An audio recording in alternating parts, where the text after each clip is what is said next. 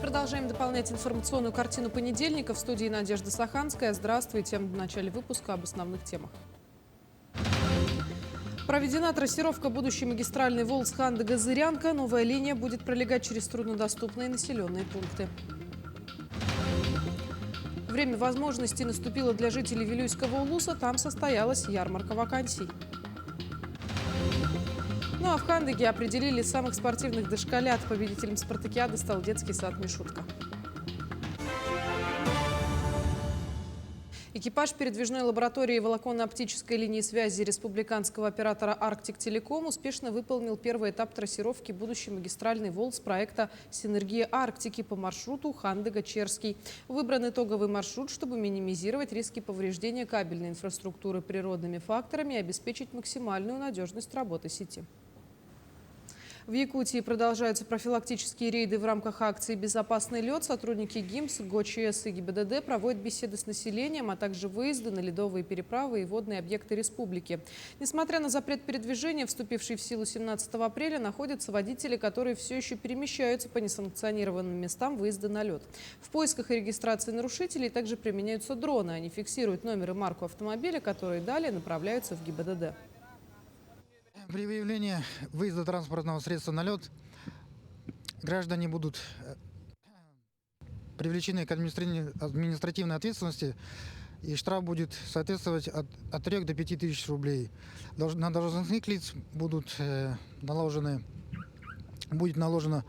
от 25 тысяч рублей, а на юридические лица от 150 до 1 миллиона рублей. 60 управленцев Алекминского района собрали для обучения по стратегическому развитию в администрации района. Вопросы взаимодействия, грамотного простраивания планов и детальная подготовка к реализации – залог успеха и того, что планы удастся воплотить в жизнь. Продолжит тему Елена Фаст. Стратегическое направление развития Алекминского района. Эту тему в течение 2 дней обсуждали участники обучающего семинара. На сегодняшний день в Республике Саха-Якутия реализуются 9 стратегических указов главы республики Айсена Сергеевича Николаева. Целью данного обучения было, чтобы специалисты на местах понимали, что такое показатели, что такое цели, как их применять на практике и на работе для дальнейшей реализации уже в жизни, чтобы улучшить качество жизни непосредственно самих алекминчан. Есть проекты, над которыми в районе уже работали, отметил организатор курсов. Получается, требует корректировки. И много спорных моментов было, когда по реализации на территории, потому что там есть моменты по полномочиям. У каждой команды было свое задание. Участники поделились, задания действительно принесли пользу.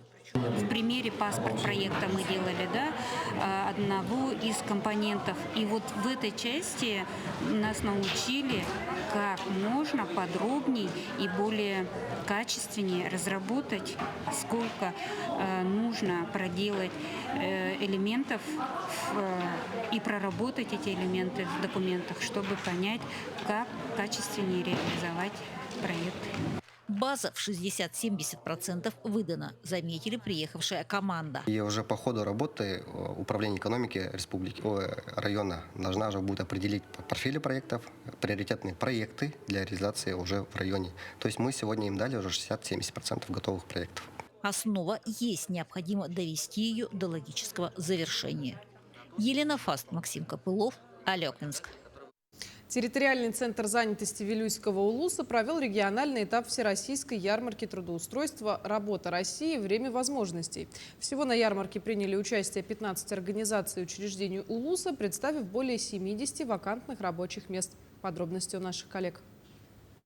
Целью проведения ярмарки трудоустройства являются обеспечение кадровой потребности приоритетных отраслей экономики, повышение информированности граждан о перспективных профессиях, в том числе на промышленных предприятиях, популяризация и продвижение востребованных рабочих профессий. Благодаря проводимым мероприятиям служба занятости за прошлый год трудоустроила более 310 безработных граждан. В том числе направлено на обучение нами 23 безработных гражданина, регистрируют собственное дело, в том числе и в рамках соцконтракта. Успешно трудоустраиваются в промышленные и сельскохозяйственные предприятия нашего района. На данный момент у нас на регистрационном удаленном учете состоят 70 безработных граждан. Из них 50 человек это получают пособие по безработице. Ведется работа по их трудоустройству, направляем на профессиональное обучение, ведем информирование и профессиональную консультацию оказываем для всех безработных.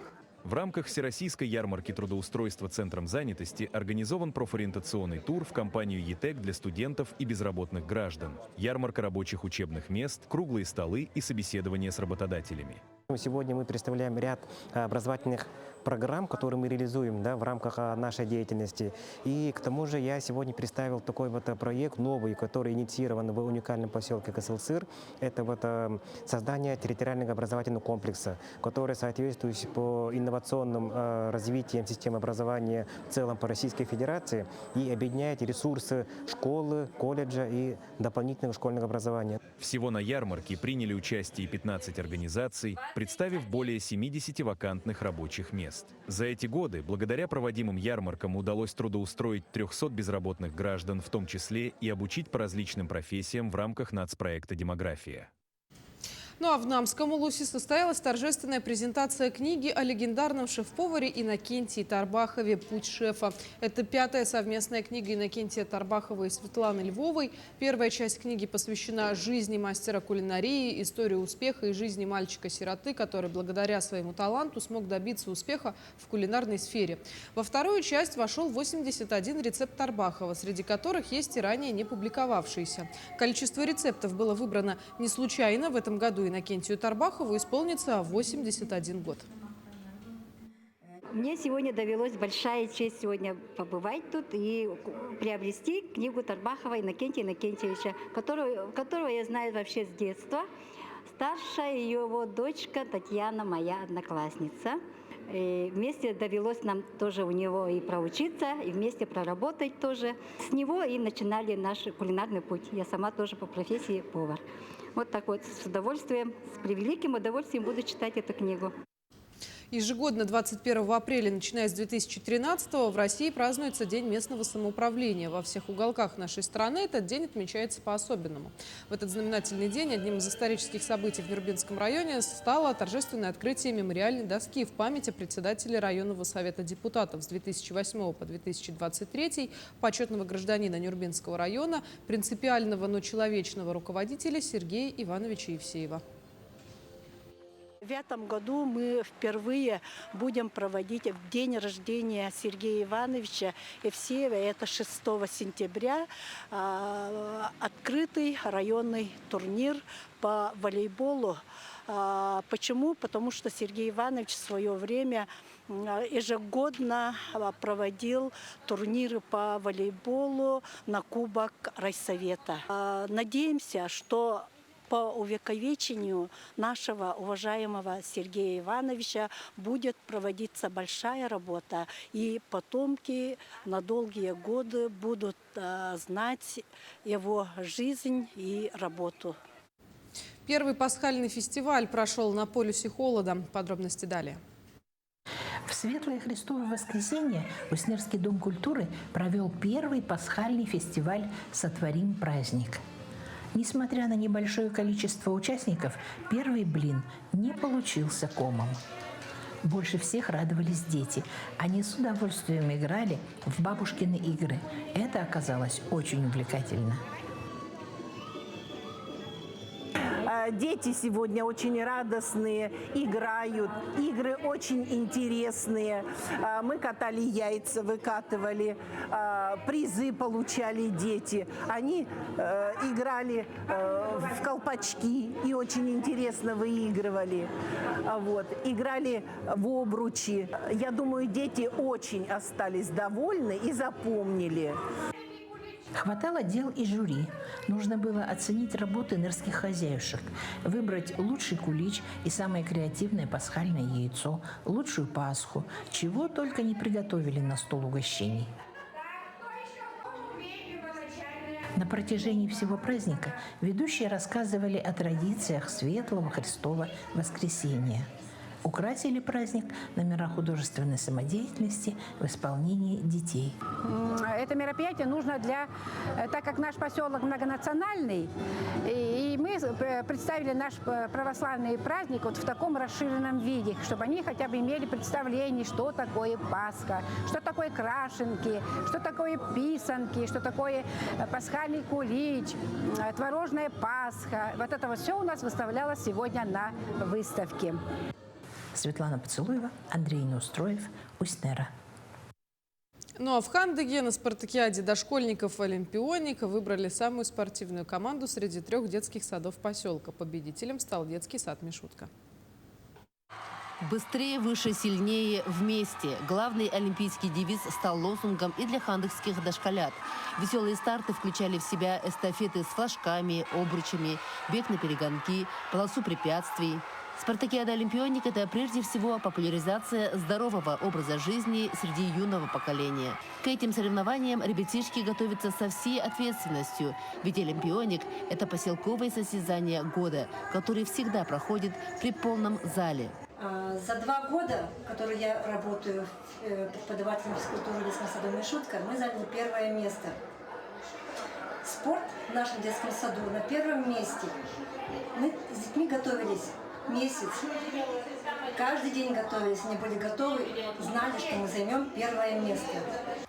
Спартакиада завершилась триумфом детского спорта. Счастливы дети, воспитатели, родители. Все, кто был причастен к этим состязаниям.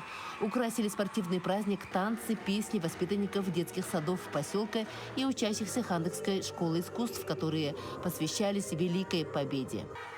По итогам честного спортивного боя победителем названа сборная команда детского сада «Мишутка». 2 место заняла команда детсада «Колокольчик», а 3 – «Солнышко». Мне понравился олимпионик, и мы заняли 2 место, и за мной пришли мама, папа и брат. И мне подоели ДПС. Мы не ожидали, что мы заняли 1 место. Это ощутилось на 1 место. Это очень было круто. Это наше 1 место, медаль. Ну, учителям дали кубки. Это очень круто. Всем участникам от Хандыгской поселковой администрации вручены кубки, медали, игрушки и сертификаты на 10 000 рублей. Мария Винокурова, Хандыга, Тампонский район. К этому часу это все новости. Наши корреспонденты продолжают следить за развитием событий. Итоги уходящего дня подведем совсем скоро на телеканале Якутия-24. До встречи в эфире.